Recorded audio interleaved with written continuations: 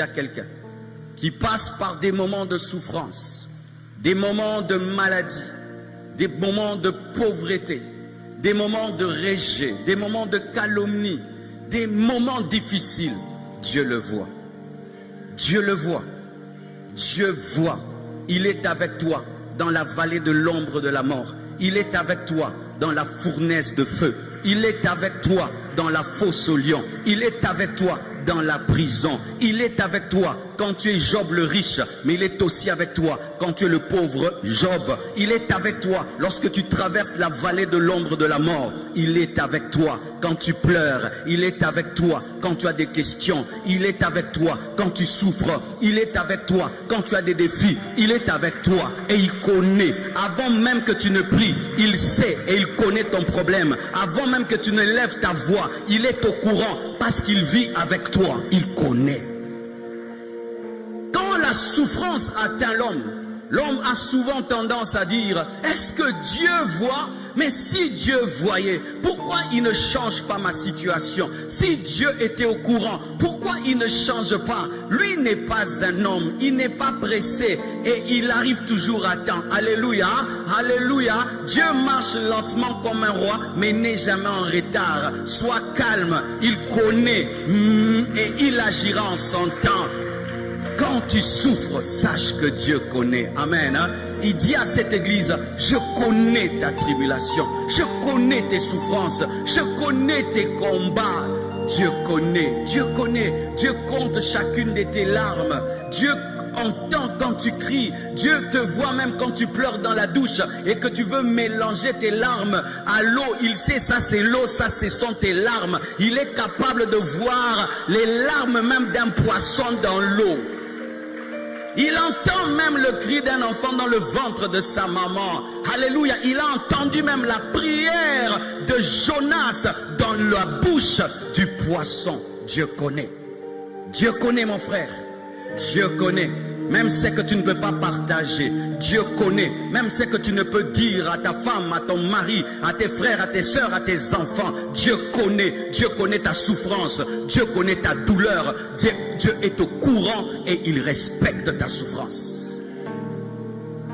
Dieu respecte ta souffrance, mon frère. Ne pense pas que Dieu prend à la légère ta souffrance. Ne pense pas que tu pries un Dieu insensible. Jésus-Christ le glorifié vient parler à une église en lui disant, je connais ta tribulation. Il peut dire, ne me parle pas de tribulation. Je suis glorifié malgré qu'il est ressuscité. Il sait qu'un homme peut souffrir. Pourquoi? C'est un souverain sacrificateur qui a goûté à l'humanité des hommes. Ainsi il peut connaître la souffrance de l'homme. Oh, donne-moi l'amen. Oh, Dieu devait devenir un homme afin qu'il connaisse c'est quoi avoir faim. Dieu devait devenir un homme afin de savoir c'est quoi d'être tabassé. Dieu devait devenir un homme afin de savoir c'est quoi de dormir dehors. Jésus a dormi dehors. Jésus était tabassé. Jésus était rejeté. Et quand tu es rejeté, il sait ce que tu sens parce qu'il a vécu. Tu ne pries pas un Dieu qui ne connaît pas les hommes. Il a été un homme. Jésus a été un homme, 33 ans. Et en quelle période? Pas quand il y avait cette technologie. Non, Jésus a marché à pied. Il a eu besoin qu'on lui donne une ânesse. Il avait faim, il avait soif. Il a été torturé, abandonné. Il a même connu la mort. Il a connu même le fait de perdre quelqu'un qu'on aime. Lazare était mort et Jésus a pleuré. Jésus sait c'est quoi perdre un être cher. Il sait c'est quoi perdre un ami, perdre un père, une mère, il sait. Il a perdu Lazare et il a pleuré. Je connais ta tribulation. Mes frères, en ce temps-là, on torturait les chrétiens. L'évêque de Smyrne, voici comment il est mort. Il s'appelait Polycarpe. Il est mort comment? On l'a mis sur un bûcher. Et on l'a brûlé vivant, le pasteur de l'église. On l'a mis sur un bûcher et on l'a brûlé. Et après on a pris une épée, on l'a enfoncé dans son corps. C'est comme ça qu'il est mort. Et vous imaginez, votre pasteur est mort, brûlé. Et on l'a tuer avec une épée. Vous pouvez dire, mais où est Dieu? Où est Dieu? Où étaient les anges lorsque cela arrivait? Les anges étaient présents, mais ils n'avaient pas l'ordre de le délivrer. Parce qu'il y a un temps pour être délivré. Il y a aussi un temps pour souffrir afin de devenir meilleur. J'aimerais parler à quelqu'un. Il y a un temps pour être délivré. Il y a un temps aussi pour souffrir afin de devenir meilleur. C'est aussi la parole de Dieu. Oh oui, je vais te dire des choses qui vont te choquer ce soir. Mais j'aime prêcher toute la Bible. Parce que si on ne te présente pas toute la Bible, le jour que tu vas rencontrer une facette de Dieu inconnue, tu vas croire que c'est un fantôme, alors que c'est le Fils de Dieu qui est en train de marcher sur l'eau.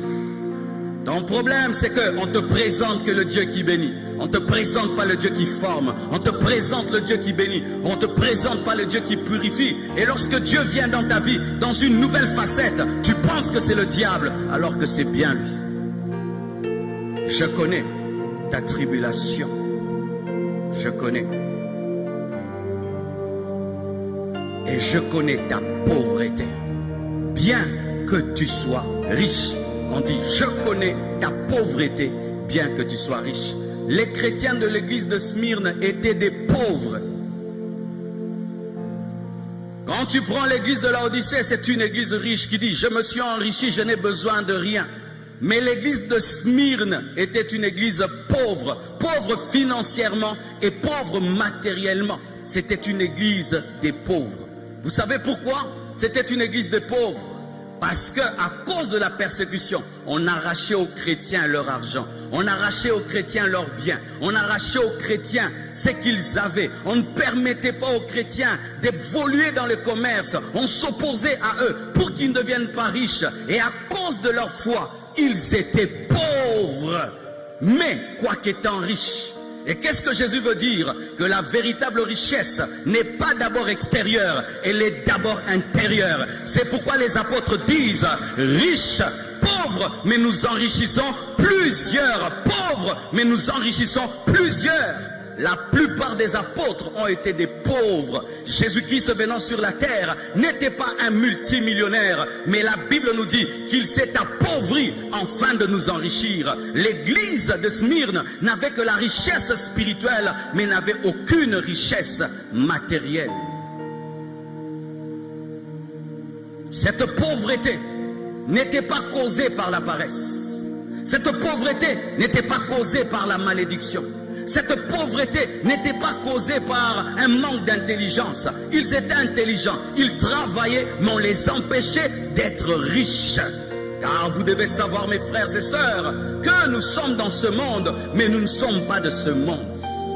Un système avait été mis en place afin d'empêcher les chrétiens de devenir riches. Mais au lieu qu'ils puissent abandonner Dieu pour cela, ils se sont enrichis spirituellement. Frères et sœurs, lorsque tu manques de tout, ne manque pas la connaissance de la parole, ne manque pas la plénitude du Saint-Esprit, ne manque pas le caractère, ne manque pas les fruits du Saint-Esprit, ne manque pas les dons spirituels, parce que entre un riche financièrement et qui est pauvre spirituellement, et un riche spirituellement qui est pauvre matériellement, le riche spirituel est supérieur au riche matériel. Oh oui, je vous dis la vérité. Je n'ai jamais été complexé face à un homme riche de toute ma vie. Jamais je ne suis complexé face à un homme riche. Mais un homme qui craint Dieu, un homme qui aime Dieu, un homme qui est humble, un homme qui est brisé, il me pousse à genoux pour prier. Dieu, aide-moi, change-moi. Mais quelqu'un qui a des avions, quelqu'un qui a des bateaux, ce n'est rien, parce que tu mourras pauvre. Regardez ce que nous faisons tous avant de dormir. Nous enlevons les bagues, nous enlevons les montres, nous enlevons les chaussures. Imagine, lorsque tu veux essayer la mort par le sommeil, tu te dépouilles toi-même. Mais quand la véritable mort viendra, tu seras dépouillé. Chaque fois que vous dormez, que cela vous prêche, que vous allez tout abandonner. Tu dors avec un pyjama bizarre, d'autres dorment torse nu, d'autres dorment même nus, d'autres, est-ce que tu dors avec tes chaussures, tu dors avec ta ceinture, tu dors avec l'autre, vous enlevez vos mèches, vous enlevez tout, mais vous voulez dormir. Mais il y a un sommeil qui arrive, qui s'appelle la mort. Tu n'emporteras même pas une ceinture, même si on te donne une ceinture, ce ne sera pas ta ceinture. Cette église n'était pas pauvre, elle était seulement pauvre matériellement. C'est pourquoi chrétien, ne dis jamais que tu es pauvre. Dis je suis pauvre matériellement, je suis pauvre financièrement, mais je ne suis pas pauvre. Parce que quand on dit que tu es pauvre, on dit quoi que riche, donc tu es riche.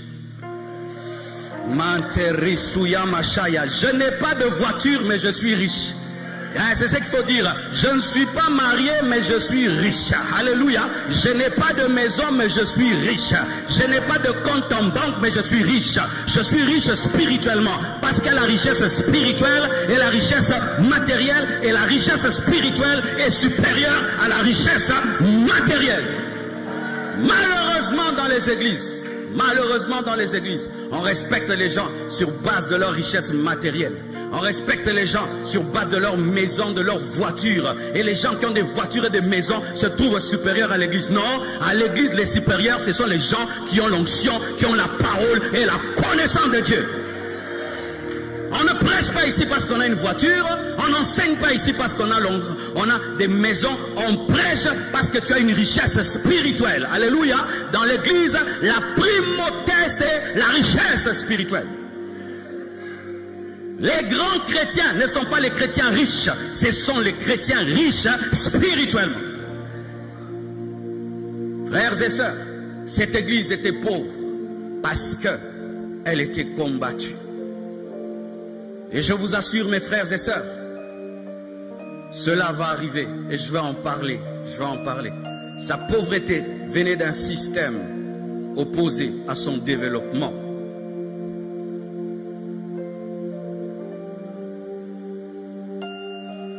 Et la Bible dit, je connais les calomnies de la part de ceux qui se disent juifs et ne le sont pas, mais qui sont une synagogue de Satan.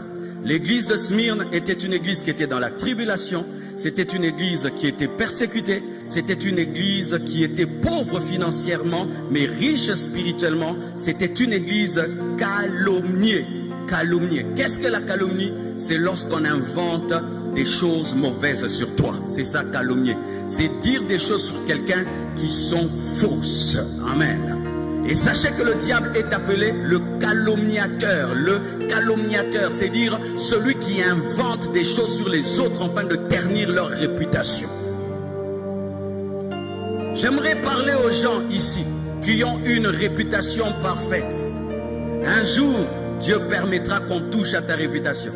Qu'on dise que tu es voleur, mais tu n'as pas volé. Mais que les gens disent que tu es voleur. Et là, tu auras ta persécution. Car certains ici, votre orgueil provient de votre réputation, de votre personnalité. Et quand vient la calomnie t'arrache cet orgueil de ta réputation, afin que ta réputation ne soit que Jésus. Alléluia. Vous savez, il fut un temps, j'avais l'orgueil de ma réputation. Quand on parlait du pasteur Marcelo, tout le monde disait « Vrai homme de Dieu, vrai homme de Dieu, vrai homme de Dieu ». Et puis un jour, Dieu m'a dit « Marcelo, ça va passer ça, tu sais. Tu as l'orgueil de la sainteté. Je vais te détruire, je vais détruire cet orgueil. Je vais t'arracher cette réputation. » Quand on a commencé à m'insulter, alléluia, frère, j'ai eu ma dose et j'ai été délivré. Pour certains, je suis un magicien. Pour d'autres, je suis un impudique. Pour d'autres, je suis un hypocrite. Pour d'autres, je suis, je ne sais pas, un sorcier. Mais je m'en fous de ce que tu dis. Je m'en balance. Je m'en fiche de je m'en fiche. Faites les vidéos comme vous voulez. Mettez des titres. Mettez mes yeux rouges. Mettez des dragons derrière moi et des serpents. Je m'en fous. Ça vous permet de payer les loyers, de payer l'électricité et d'envoyer vos enfants à l'école parce que ça vous donne des vues. Mais je m'en fous de je m'en fous. Si tu crois en moi, gloire à Dieu, tu quittes l'église parce qu'on m'a insulté sur internet. Je continue mon chemin. On se rencontrera au ciel et tu te rendras compte que j'étais un chrétien comme toi. J'étais un enfant de Dieu comme toi. Mais regarde comment je parle aujourd'hui. Mais avant, je ne parlais pas comme ça. C'était oh Seigneur. Et vraiment que j'étais un bébé. Toi qui pleures quand on te calomnie, non, et tu vas, ce n'est pas vrai, ce n'est pas vrai. Tu vas aller dans le monde entier pour dire que ce n'est pas vrai. Quand on te calomnie, tu te tais. Si Dieu te dit de te justifier, tu te justifies. Mais s'il te dit de te taire, tu te tais. Dieu te justifiera un jour ou un autre. Mais s'il te dit de parler, tu peux aussi te justifier parce que c'est écrit dans la parole. Mais s'il te dit de te taire, laisse Dieu qui est l'avocat qui va te défendre. L'église de Smyrne était une église qui craignait Dieu, mais elle était calomniée. Elle avait un mauvais témoignage dans la ville et c'était faux. Écoutez ceci, lorsque le diable veut te distraire, il aime utiliser la calomnie. Parce que la calomnie, ça dérange les pensées. Tu pries, tu penses. Tu jeûnes, tu penses. Il veut captiver tes pensées. Ne vous laissez jamais dominer par la calomnie. Oubliez la calomnie et concentrez-vous sur les gens qui vous aiment et surtout sur l'amour de Dieu et ce qu'il dit de vous. Je suis ce que Dieu dit que je suis. Tu es ce que Dieu dit que tu es. Si tout le monde dit que tu es impudique, mais toi tu sais que tu es chaste, continue ta route. Un jour Dieu va te donner la couronne des chastes et ils sauront que tu n'as jamais été un impudique. Si tu n'as pas la magie, ne dis pas partout je n'ai pas la magie. Opère dans l'onction du Saint-Esprit et ils vont voir la différence. Mais c'était une église calomniée sur le chemin de ta vie. Dieu permettra un jour que tu sois calomnié. Qui est prêt? Même si tu n'es pas prêt, ça t'arrivera. Je ne te maudis pas, je te parle de la vie chrétienne. Et la Bible dit, heureux serez-vous lorsqu'on vous calomniera à cause de moi. C'est un bonheur que d'être calomnié pour Jésus. Oh, gloire à Dieu. Tu fais des miracles, on dit c'est la magie, gloire à Dieu. L'église grandit, on dit c'est la magie, gloire à Dieu. Tu as du succès, on dit que tu as l'onction satanique, gloire à Dieu. Et sachez qu'on ne calomnie que les gens qui font des grandes choses. Si tu ne faisais rien, on n'allait pas te calomnier. Ça prouve que tu portes des fruits. Ça prouve que tu as de l'impact. Ça prouve que tu existes. Oh, donne-moi la main. Quand on calomnie votre pasteur, ne fiez pas l'église. Oh, pourquoi c'est toujours lui? Mais parce qu'il y a l'impact, hein? Toi qui poses souvent cette question, pourquoi c'est notre pasteur toujours sur internet? On dit, c'est l'impact, frère, c'est l'impact. 994 000 abonnés sur YouTube. Quand quelqu'un seulement lit ça, il a 900 000 abonnés. Oh, si je l'insulte, j'aurai 100 000 abonnés. Il commence à m'insulter. Comme ça, il est connu. Laissez-les. Toi, continue ton chemin. Donne-moi la main.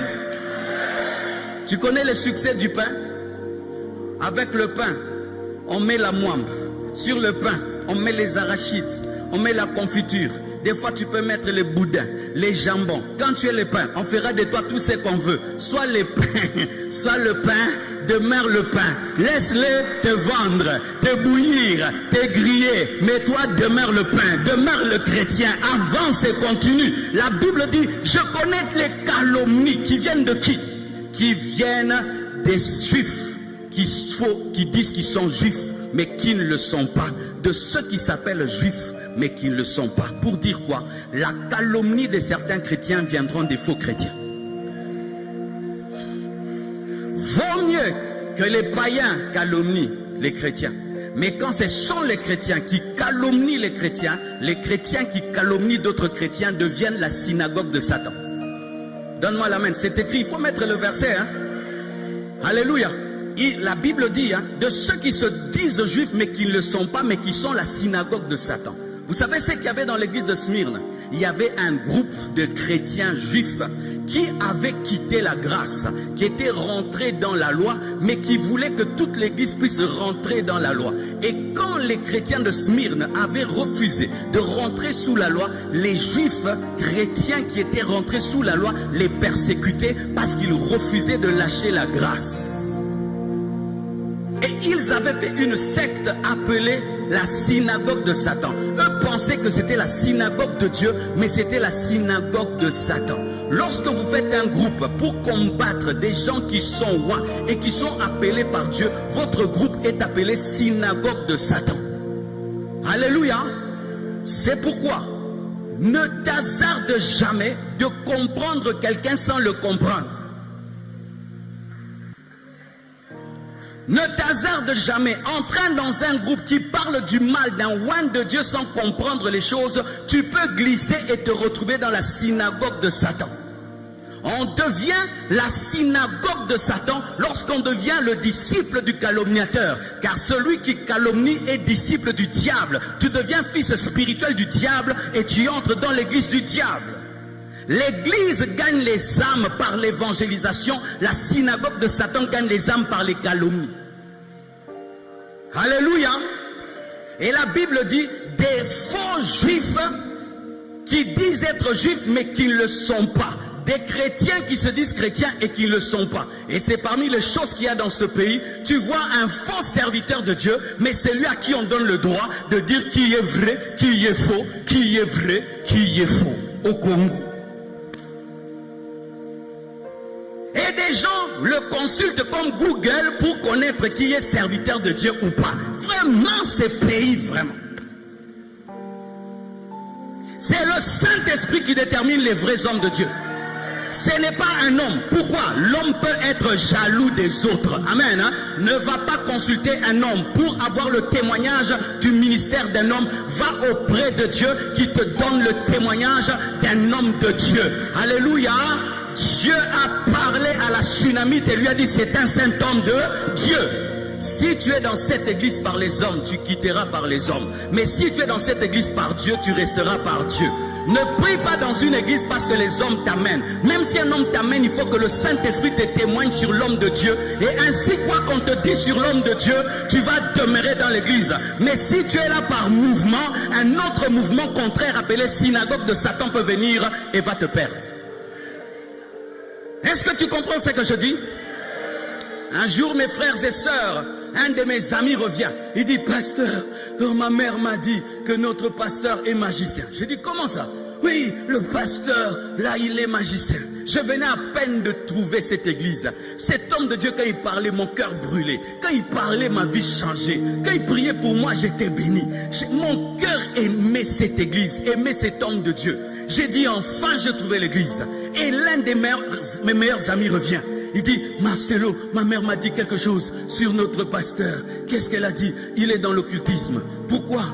On habite à côté de l'église et maman l'a vu en train de prier bizarrement. Il est dans l'occultisme. Tu t'imagines, frère, je viens de trouver une église. On me dit que le pasteur est magicien.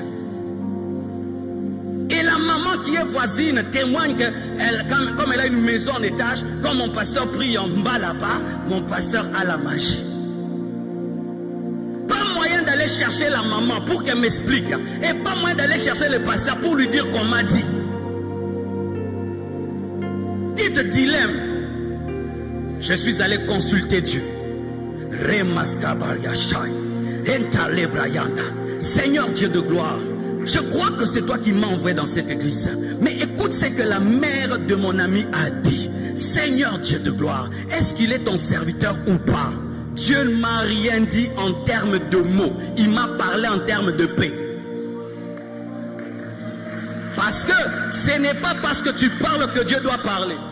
Dieu a plusieurs manières de parler. Il n'a pas répondu en parlant, mais il a répondu par la paix.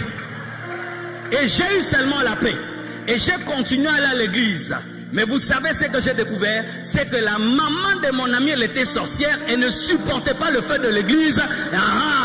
Donc c'est une sorcière qui a voulu me faire quitter une bonne église. Et je suis resté dans cette église pendant 4 ans. Après 4 ans, le pasteur m'a imposé les mains et j'ai reçu la puissance. Comme tu me vois là, j'ai reçu. Si j'avais écouté cette femme, je n'allais pas être ce que je suis aujourd'hui.